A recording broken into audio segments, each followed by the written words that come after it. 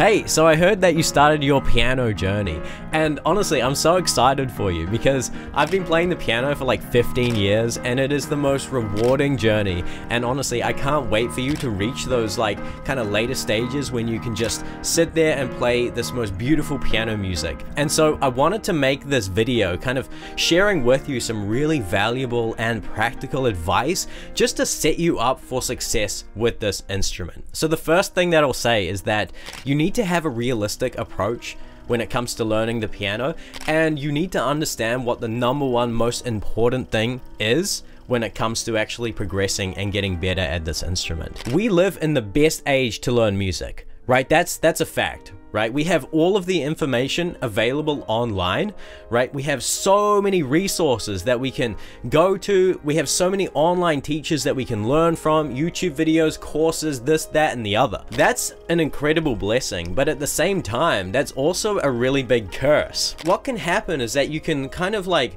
learn from too many sources. You can learn from X, Y, and Z, but you're better off actually following a really structured pathway. I wanted to share with you that I actually made a complete 9-module course teaching the piano, right? 9 modules, and it's completely free. So if you did want to follow a structured pathway, you can join my free community and check out this free course, okay? I'm not gonna ask for any money. I'm not just saying this to like promote my own course, right? I'm saying this because you can actually get lost if you're trying to self-teach yourself the piano. You can get lost in all of the material out there. If you're following a structured pathway, right, whether that's an online course or whether that's a teacher who's guiding you, then you can be assured that you are making the correct steps, right? So long as you practice what they tell you to practice, then you are going to get the results because we've walked this path. Okay, and we can help you achieve those results. I'm not just gonna tell you to take my course. Only take my course, which is called Unlock the Keyboard, if you resonate with me and my teaching style and my energy. You wanna learn from a teacher and a source that you're inspired by, that you're motivated by. And then you need to know what the most important thing is when it comes to actually progressing on the piano. And the most important thing is that you practice consistently. This is it, okay? This is literally it. I don't need to say anything more. I could leave the video here. When the teacher or the course gives you something to practice, just practice it consistently, as consistently as you can. If you can practice it every day, even if it's just 5 minutes, you will get the results eventually. Obviously, 5 minutes isn't a whole lot of time, and if you want to get results quicker, the more time that you put into practicing, the quicker you're going to get the results. Now, my second piece of advice is that you focus on establishing a really solid foundation. Playing and practicing an instrument is really more of a physical thing than most people realize. It's actually really helpful to think of it like a sport. When you have these people who are really dedicated to a particular sport, what do? They go to the gym regularly. They do exercises and like the same exercises every single day to train their body because they want their body to be in prime shape for when they show up to the football field or to when they show up to the rowing match or whatever, right? The race, right? The fight, right? Now, how does this apply to music? What is the race? What is the fight? What is the match? Well, it's the performance we give, right? It's the, you know, it's the recording session that we have. That's kind of like what we're training for, right? These moments when we get to perform our music to people, right, on stage or out on the street busking. Every note that you play on the piano, guess what? You play it with the fingers. Now, that's obviously not always the case. You can, you know, sometimes play with your elbow if you want to. You can play with your knuckles. You can do whatever you want. Okay, get creative. But generally speaking, music is composed of notes, and notes are generally played with the fingers. And so at the start, you need to focus on establishing this physical foundation, right? So that your fingers have a sense of freedom, and you're starting to develop the strength in the fingers so that they can actually start to maneuver across the keyboard in a fluent manner. We do this by practicing exercises, in particular finger exercises and scales, right? This is exactly why we piano teachers tell you guys to practice scales. We don't say this by accident, okay? It's not like we're just telling you to practice some boring thing for no reason. And it's so funny. I say this to all of my students. practice scales, but guess what? They don't practice them. They just don't practice them. It's so funny because it's exactly what I get, because when I was learning the piano, guess what I didn't practice? I didn't practice scales, and I didn't practice finger exercises. Another part to establishing a really solid foundation is form, right? How you're actually sitting at the piano, okay? You want to just make sure that you have a good kind of physical relationship with the piano. You know, just make sure that you're not like hunched over. Make sure that you're not like too straight. Don't sit too far back. Don't sit too far forward. Sit central. Don't be like this, right? Don't be like that. Don't sit like a gremlin, okay? just sit at the piano normally. Another part of establishing a solid foundation is, of course, establishing that practice habit, because I already explained that actually practicing consistently is how you improve. Okay, that's a big part of your foundation, is actually practicing, and you need to build that habit. And then another important part of foundation that I wanted to actually share with you is establishing a sense of freedom with the piano and with the keyboard. You need to be able to just throw your fingers at notes and throw your hands at the piano and generate sounds without judging them as good or bad, and start to be free on the piano. Just play stuff. It doesn't matter that you don't know what you're doing yet.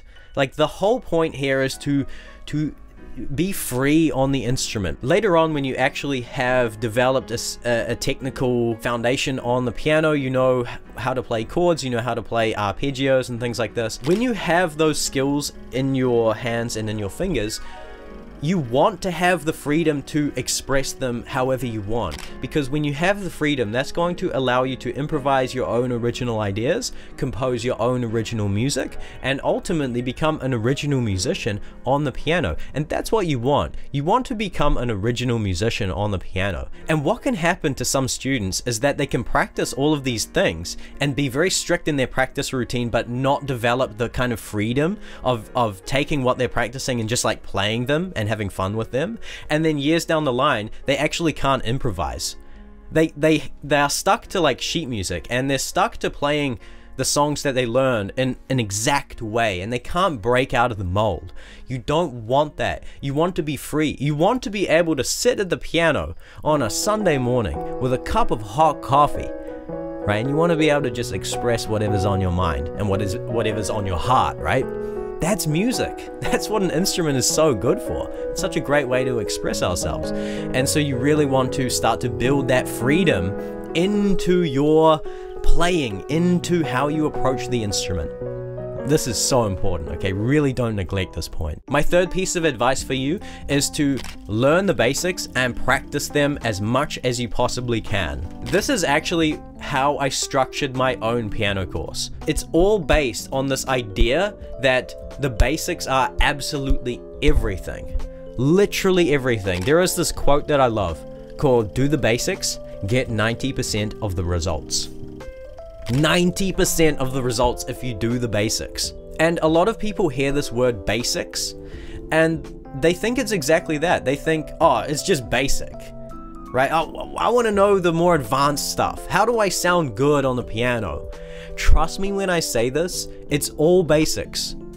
That's how you sound good on the piano. You master the basics. Every pathway with the piano all sits upon this foundation of the basics. They all use the basics, right? Whether you want to write songs, you need to know what the basics are. Whether you want to play epic jazz piano, you need to have a mastery over the basics. Classical piano, you really need a mastery over the basics. For the sake of this video, I will explain what the number one basic is, in my opinion, which is finger dexterity, right? Because again, as I was saying earlier, every note that you play on the piano, or at least 99% of the notes you're going to play, are with the fingers. The ideas and the feelings and the emotions that you express on the piano are expressed by how you articulate those notes, right? Which means how your finger actually strikes a key.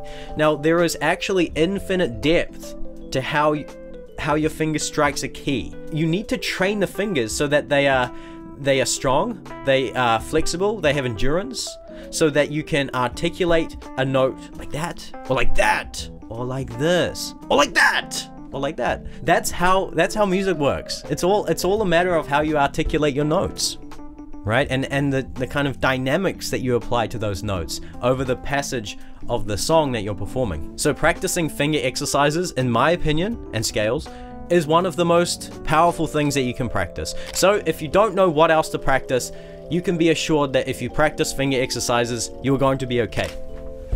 Here, this book.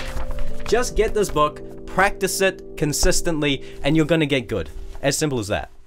I'm not just sitting here because I just had a coffee, so I've got a lot of energy, and you can obviously already see that.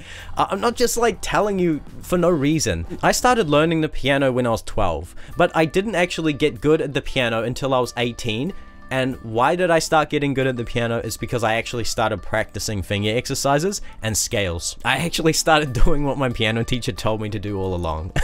It's so funny how it works, man. But that's the truth, okay? And the fourth piece of advice that I have for you is to learn songs, okay? Obviously, that's what you're gonna do anyway. You're gonna learn songs. But what I wanted to share with you is an approach to learning songs. And the approach is what I like to call Tunequest, right? So this is my way of kind of like gamifying the process of learning a song on the piano. In a video game, when you undertake a quest, you go and slay the dragon, right? And, you know, that's challenging in its own right. And the dragon drops some loot, so you gain that loot. But the main loot that you're going to gain is when you go back to the guy and you complete the quest and you gain some XP, right? Experience points. It's the same on the piano. When you learn a song, you have an opportunity to gain experience points. When you learn a song, you learn a chord progression, or you learn a particular texture, or a way to articulate notes, right? Or you learn a new key. You can just learn so much from learning a song. And why is that? Because songs, and the songs we love, they were written and composed and produced by musicians who have already gained a certain level of mastery over the instrument and over music, right? And so by learning their song, we can get into their mind and acquire their musical knowledge, wisdom, and skill. Now, how do you actually go about really integrating those things that you learn so that you really gain that XP? The best way that you can do this is to take what you learn and apply it somewhere else, right? So that could be, for example, taking a chord progression and writing your own song with it. And by doing that, you're starting to integrate that chord progression and really gain that XP. Also, you can take these things and improvise with them. Try to find a way to take it outside of the box that you took it from. So it's only about an extra 20% of work to kind of practice that new material that you learn and gain that XP. Okay, that's about everything that I had to say for this video. I do have other things that I'd like to share with you, but I'll save those for other videos. So if you want to see those, subscribe to the channel. I'm here to help you. I literally made an entire 9-module course to help you unlock the keyboard and achieve your music dreams. Join my online community. Again, it's totally free. And that's about it for this video. Thank you so much for watching. Vibe and subscribe, and I'll see you in the next one. Bye-bye.